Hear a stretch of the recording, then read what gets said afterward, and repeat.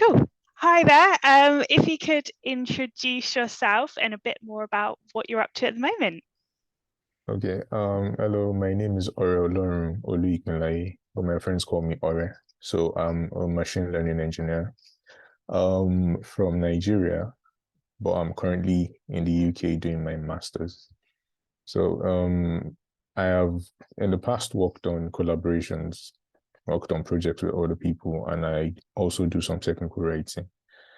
Actually, I have a civil engineering background, but I decided to transition to tech in 2021, late 2021. So from then till now, that has been what I've been up to basically. Yeah. Amazing.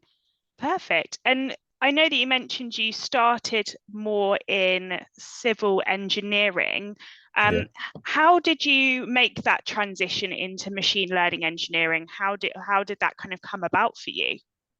In the final year of my undergraduate studies, I took a course on transportation engineering, and from there I was exposed to self-driving vehicles.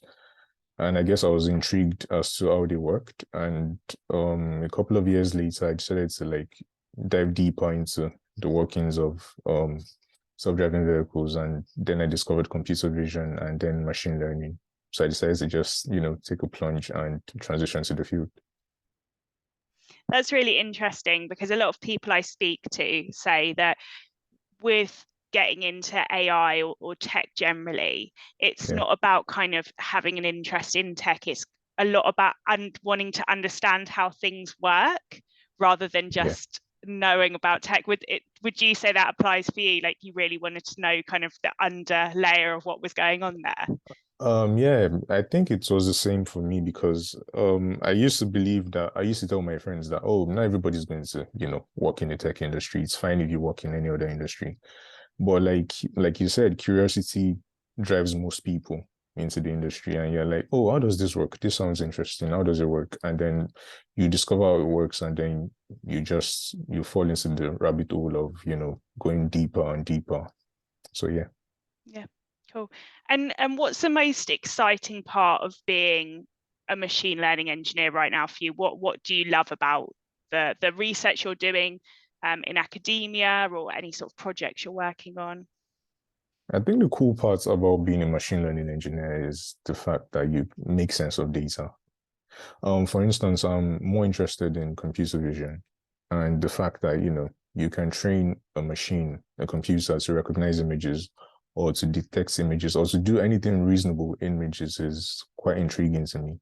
And that's really what I'm interested in. That's really what gets me going. Yeah. Amazing. That's really cool. And just kind of having conversations recently about diversity in the tech industry with a few people, I'd be keen to hear your opinion on why you think we have such an issue with it, specifically in the tech industry. Well, in my opinion, in my experience, I think the biggest thing is geography, location. That is a massive factor. So when I was in Nigeria, I got to a point where I was getting, some interest from companies abroad.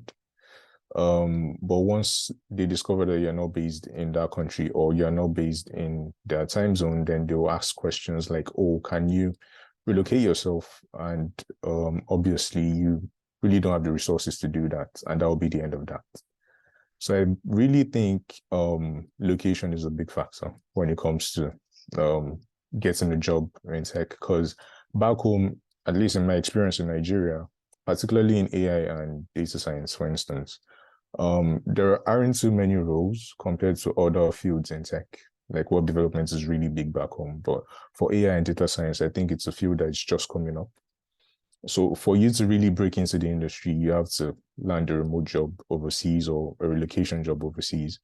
And then you have lots of the companies don't want to relocate you or don't want you to work remotely. So once they know you are not in that time zone or you are not in that country, then that will be the end of the interview process. Yeah, I definitely hear what you're saying there, Yeah. because that's kind of the same experience for me as a recruiter. Um, it can be really difficult to kind of say, you know, if we really want to look at diversity, we definitely need to look at sponsoring visas and relocation packages, because ultimately I understand that it is maybe easier for the company to find someone, you know, if we're talking about the UK, in the UK already. But tackling the problem of diversity, that is something that I struggle with a lot. And some companies that, you know, I work with, for example, they do need like a British passport because of SC clearance and stuff like that. So I understand in those situations, it's pretty tricky, just because you would have to go through certain clearances, and hence why you'd need a British passport. But outside of that, I think it could be a really good idea just to kind of look into, you know, people who are super passionate but might not be in that specific location already. So I definitely hear what you're saying there. And I guess on that, in your experience, I guess working in the UK, what is it like working in a field that maybe you find that isn't particularly diverse? Do you have any kind of experiences within that? In the UK, I've not really been able to work per se in the UK because my visa only allows me to work 20 hours a week, which is part-time. I did try to get some tech jobs, but you know, the part-time restriction was a big factor. But yeah, and also most of the job work I've done, like the collaborations and the technical writing I've done, most of them have been remote. So I've not really been in a situation where I found myself as maybe the only one belonging to a particular ethnic group. So yeah, as regards working in a diverse setting, I don't think I can. I'm in a good place to answer that just yet.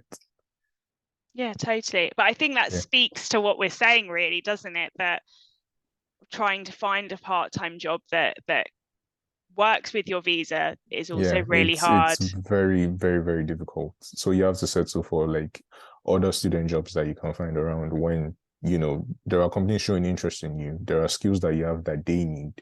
But because of the restrictions, then they can't move forward with the process. Because now I was in a position where location was a factor. I wasn't in the UK, so I couldn't get jobs in the UK. And now I am in the UK, but you know, I still have restrictions which are preventing me from getting jobs in the tech industry. Yeah, So that yeah, is a big thing when it comes to diversity, because for people who are not UK citizens or not Europeans, it's quite tricky for us to, you know, find a stable footing when it comes to the tech industry.